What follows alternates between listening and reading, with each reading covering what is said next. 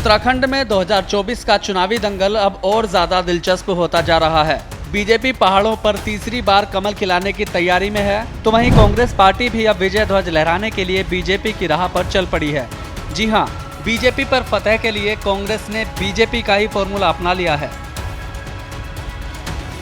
कांग्रेस उत्तराखंड में लोकसभा की तीनों सीटों पर प्रत्याशी पहले ही घोषित कर चुकी है। अब पार्टी ने हरिद्वार और नैनीताल सीट पर भी अपने पत्ते खोल दिए हैं। इस बार कांग्रेस आलाकमान ने अपने फैसले से सभी को चौंका दिया है। चुनाव में लगातार हार का सामना कर रही कांग्रेस ने इस बार युवा नेताओं पर दांव लगाया है। ऐसा कम ही देखा जाता है कि कांग्रेस अपने दिग्गजों को छोड़कर नए और युवा चेहरों को चुनाव लड़ने का मौका दे, लेकिन एक लंबे मंथन के बाद कांग्रेस ने सियासी समीकरणों को साधते हुए नए बदलाव को अपना लिया है। कांग्रेस ने हरिद्वार से पूर्व सीएम हरीश रावत के बेटे वीरेंद्र सिंह रावत को टिकट दिया है, तो वहीं नैनीताल उधम सिंह नगर से युवा नेता प्रकाश जोशी को चुनाव मैदान में उतारा है। ये दोनों ही नेता पहली बार लोकसभा चुनाव लड़ने जा रहे हैं।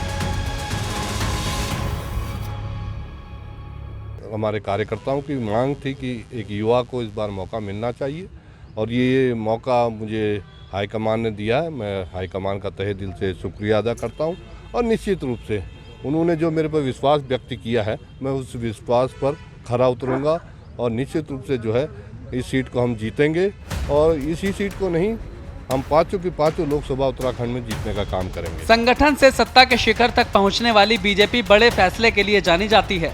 खास तौर पर बीजेपी युवाओं की पार्टी के तौर पर अपनी अलग पहचान बना चुकी है। बीजेपी ही वो दल है जिसने संगठन से लेकर विधानसभा और लोकसभा तक युवा नेताओं को आगे लाने का काम किया है। बीजेपी आलाकमान का मानना है कि युवाओं के इस देश में नेता भी युवा होने चाहिए। यही वजह है कि बीजेपी ने उत्तराखंड में पुष्कर सिंह धामी को सूबे का सबसे युवा मुख्यमंत्री बनाया।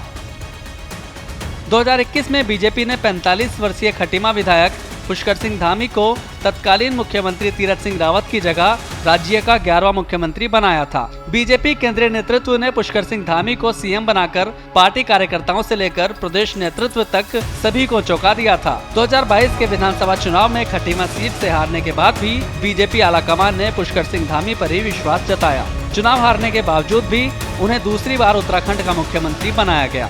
बीजेपी ने धामी को चंपावत सीट से चुनाव लड़ाया। इस चुनाव में धामी ने रिकॉर्ड जीत हासिल की। बीजेपी के युवा नेतृत्व और मजबूत संगठन ने बीजेपी को देश की सबसे बड़ी राजनीतिक पार्टी बना दिया है। 2014 के बाद 2019 में भी बीजेपी को पूर्ण बहुमत के साथ सरकार चलाने का मौका मिला। कांग्रेस के अनुभवी नेता जहां बूढ़े हो रहे थे, तो वहीं बीजेपी अपने अनुभवी नेताओं के साथ साथ युवाओं को आगे लाने का काम कर रही थी। नतीजा ये हुआ कि बीजेपी केंद्र के साथ साथ राज्यों में भी अपनी सरकार बनाती चली गई, तो वहीं कांग्रेस हर चुनाव में पिछड़ती चली गई। परिवारवाद में घिरी कांग्रेस पार्टी केंद्र के बाद राज्यों की सत्ता से भी बाहर हो गई। लगातार हार का मुंह देखने के बाद कांग्रेस ने बदलाव की जरूरत को महसूस किया।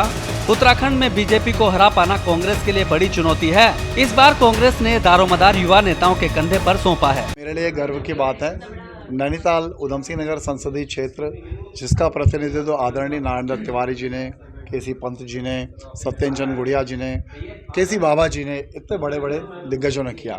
मुझे पार्टी ने ऐसी सीट पर चुनाव लड़ाने के लिए एक मौका दिया है लड़ने के लिए और पूरा उत्साह है हमारे कांग्रेस के कार्यकर्ताओं में। और पूरे सालों से जो कांग्रेस का कार्यकर्ता ज़मीन पर जनहित के मुद्दों पर सरकार के खिलाफ लड़ता रहा है, उसकी वो जो लड़ाई है, वो लड़ाई इस चुनाव का परिणाम में परिवर्तित होगी। जहां कांग्रेस पार्टी ने युवा नेताओं को लोकसभा चुनाव लड़ाने का मौका दिया है, तो वहीं पार्टी उत्तराखंड में कई बड़े बदलाव की तैयारी में है। कांग्रेस के सूत्रों का कहना है कि पार्टी नेतृत्व हल्द्वानी से पहली बार विधायक चुने गए सुमित हृदयेश, खटीमा विधायक भुवन कापड़ी और अल्मोड़ा के विधायक मनोज तिवारी समेत कई युवा नेताओं को नई और अहम जिम्मेदारी सौंपकर पार्टी को मजबूत करने की तरफ कदम बढ़ा सकती है। इससे पहले कांग्रेस ने खटीमा से सीएम धामी को चुनाव हराने वाले भुवन कापड़ी को विधानसभा में उप नेता प्रतिपक्ष बनाया था। इस बड़ी जीत के बदले पार्टी ने युवा नेता कापड़ी को विधानसभा में बड़ा पद देकर रिटर्न गिफ्ट दिया था।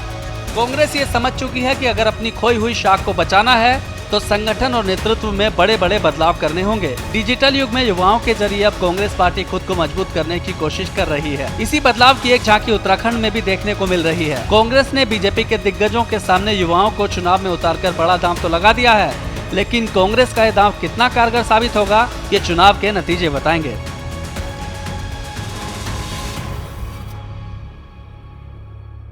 श्रेष्ठ उत्तराखंड पर खबरों से जुड़े रहने के लिए चैनल को सब्सक्राइब करें, बेल आइकन दबाएं और देखते रहें श्रेष्ठ उत्तराखंड।